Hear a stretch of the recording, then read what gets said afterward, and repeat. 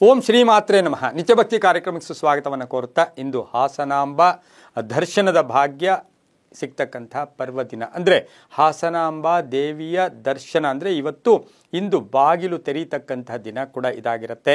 ಹಾಗೆ ಹಾಸನಾಂಬ ದೇವಿಯ ಮಹತ್ವ, ಹಾಸನಾಂಬ ಹೇಗೆ ನಿಲ್ಲಿಸಿದ್ರು, ಅದರ ವಿಶೇಷಗಳೇನು ಎಲ್ಲವನ್ನು ತಿಳಿಸ್ಕೊಳ್ತಕ್ಕಂಥದ್ದೇ ಇಂದು ಹಾಸನಾಂಬ ವಿಶೇಷತೆ ಕೂಡ ಇರುತ್ತೆ. ಹಾಗೆಯೇ ಇಂದಿನ ಒಂದು ತಾರೀಕು, ಈ ಒಂದು ದಿನ 9ನೇ ತಾರೀಕಿನಿಂದ 23ನೇ ತಾರೀಕಿನ ತನಕ ಈ ದೇವಾಲಯ ತೆರೆದಿರುತ್ತೆ. ನಮಗೆಲ್ಲ ಗೊತ್ತು, ಇಡೀ ದೇಶಾದ್ಯಂತ ಗೊತ್ತು, ಎಲ್ಲ ಭಾಗಗಳಿಂದಲೂ ಸಹ ಈ ಒಂದು ದೇವಸ್ಥಾನಕ್ಕೆ ಈ ಪರ್ವ ಕಾಲದಲ್ಲಿ ಬಂದು ಹರಕೆಗಳನ್ನು ಹೊತ್ಕೊಂಡಿರೋರು, ಹರಕೆ ತೀರಿಸ್ಕೊಳ್ತಕ್ಕಂಥವ್ರು, ಹಾಗೆ ಈ ದೇವಸ್ಥಾನ ತೆರೆದಿರ್ತಕ್ಕಂಥ ಈ ಒಂದು ಎಷ್ಟು ದಿನ ಇರುತ್ತೋ ಈ 14 ದಿನ, ಈ ದಿನ ಮನೆಯಲ್ಲೂ ಕೂಡ ಹಾಸನಾಂಬ ದೇವಿಯನ್ನು ಸ್ಮರಣೆ ಮಾಡ್ಕೊಳ್ಳೋದ್ರಿಂದ ಎಷ್ಟು ಫಲ ಅಂತಕ್ಕಂಥದ್ದನ್ನು ಕೂಡ ಇವತ್ತಿನ ದಿವಸ ನಾವು ತಿಳ್ಕೊಬೋದು. ನಮಗೆಲ್ಲ ಗೊತ್ತು, ಅಂಬಾ ಅಂತಕ್ಕಂಥ ಪದ ನಾವೆಲ್ಲ ಕೇಳಿದ್ದೀವಿ. ಚಿಕ್ಕ ವಯಸ್ಸಲ್ಲಿ ಪುಟ್ಟ ಮಕ್ಕಳಿದ್ದಾಗ ಈಗಲೂ ಸಹ ಹಳ್ಳಿಗಳಲ್ಲಿ ಹಸುಗಳು ಒಟ್ಟಾರೆಯಾಗಿ ಅಥವಾ ಒಂದು ಹಸು ಅಂಬಾ ಅಂತ ಕರೀತಕ್ಕಂಥದ್ದನ್ನೇ ಅಮ್ಮ ಅಂತ ಕರೆಯೋದೇ ಅಂಬಾ ಅಂತ. ಹಾಗಾಗಿ ಇಂದು ಹಾಸನಾಂಬ ಅಂತಕ್ಕಂಥದ್ದು ನಗುಮುಖದ ಅಂಬ ಅಂದರೆ ನಗುಮುಖದ ತಾಯಿ. ಅದಕ್ಕೆ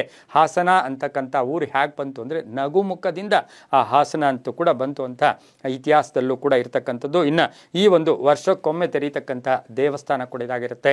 ಇಲ್ಲಿ ಹಚ್ಚಿರ್ತಕ್ಕಂಥ ದೀಪ ಆಗ್ಬೋದು, ಇಲ್ಲಿಟ್ಟಿರ್ತಕ್ಕಂಥ ನೈವೇದ್ಯ ಆಗ್ಬೋದು, ಇಲ್ಲಿನ ಹೂವು ಆಗ್ಬೋದು, ಹೂ ಬಾಡಿರೋದಿಲ್ಲ, ನೈವೇದ್ಯ ಕೆಟ್ಟಿರೋದಿಲ್ಲ, ದೀಪ ಆರಿರೋದಿಲ್ಲ ಅಂತಕ್ಕಂಥ ಪ್ರತೀಕಿ ಈಗಲೂ ಇಲ್ಲಿವರೆಗೂ ನಡ್ಕೊಂಡು ಬಂದಿರತಕ್ಕಂಥ ಒಂದು ವಿಶೇಷ ಆಗಿರುತ್ತೆ. ಕರ್ನಾಟಕ, ತಮಿಳುನಾಡು, ಆಂಧ್ರ, ಮಹಾರಾಷ್ಟ್ರ ಎಲ್ಲ ಭಾಗಗಳಿಂದಲೂ ಕೂಡ ಇಲ್ಲಿಗೆ ಭಕ್ತರು ಬರ್ತಾ ಇರತಕ್ಕಂತಹ ಒಂದು ಸಮಯ ಕೂಡ ಇದಾಗಿರುತ್ತೆ. ಇನ್ನು ಈ ದೇವಿಯನ್ನು ಈಗ ಪ್ರಾರಂಭ ಆಗ್ತಾ ಇರ್ತಕ್ಕಂಥ 9ನೇ ತಾರೀಕಿನಿಂದ 23ನೇ ತಾರೀಕಿನ ತನಕ ಈ 14 ದಿನ ಪ್ರತಿಯೊಬ್ಬರೂ ಮನೆಯಲ್ಲಿ ಒಂದು ಅಕ್ಕಿಯ ಮೇಲೆ ದೀಪವನ್ನು ಇಟ್ಟುಕೊಂಡು ಪೂರ್ವಾಭಿಮುಖವಾಗಿ ಅಕ್ಕಿಯ ಮೇಲೆ ತಾಮ್ರ, ಹಿತ್ತಾಳೆ, ಬೆಳ್ಳಿ, ನಿಮ್ಮ ಶಕ್ತಾನುಸಾರ ಹೀಗೆಲ್ಲ ದೀಪಗಳ ಜೊತೆಗೆ ಈ ಒಂದು ದೀಪವನ್ನು ಇಟ್ಟು ಆ ತಾಯಿಯನ್ನು ಆವಾಹನೆ ಮಾಡಿ ಪ್ರಾರ್ಥಿಸಿಕೊಂಡು ಅದರಲ್ಲೊಂಚೂರು ಕುಂಕುಮ ಹಾಕಿದ್ರೆ ಸಾಕು. ಆ ತಾಯಿಗೆ ಆ ದೀಪದಲ್ಲಿ ಒಂಚೂರು ಕುಂಕುಮ ಹಾಕಿ ಆ ದೀಪದ ಪೂಜೆ ಮಾಡಿಕೊಂಡು ಸಂಕಲ್ಪಗಳನ್ನು ಮಾಡಿಕೊಂಡಿದ್ದೆ ಆದರೆ ಬಹಳಷ್ಟು ಶುಭ ಕೂಡ ಆಗ್ತಕ್ಕಂಥ ಸಾಧ್ಯತೆ ಇರುತ್ತೆ.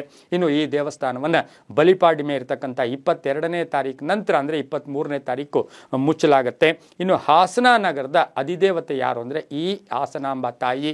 ಇಲ್ಲಿ ಸಪ್ತ ಮಾತೃಕೆಯರಲ್ಲಿ 3 ತಾಯಿಗಳು, ಹಾಗೆಯೇ 7 ಜನ ಬರ್ತಾರಂತೆ. ಬಂದಾಗ ಇಲ್ಲಿನ ಪ್ರದೇಶ, ಇಲ್ಲಿನ ಪ್ರಕೃತಿ, ಇಲ್ಲಿನ ವಾತಾವರಣ ಕಂಡು ತುಂಬ ಸಂತೋಷಪಟ್ಟು ನಾವು ಇಲ್ಲೇ ನೆಲೆಸಬೇಕು ಅಂಥೇಳಿ ಪ್ರಯತ್ನಪಟ್ಟು 3 ಜನ ತಾಯಿಯರು ಈ ಒಂದು ಹಾಸನದಲ್ಲಿ ನೆಲೆಸಿರ್ತಕ್ಕಂಥದ್ದು. ಶಕ್ತಿ ಸ್ವರೂಪಿಣಿ ದೇವಿ ಕೂಡ ಇದಾಗಿರುತ್ತೆ.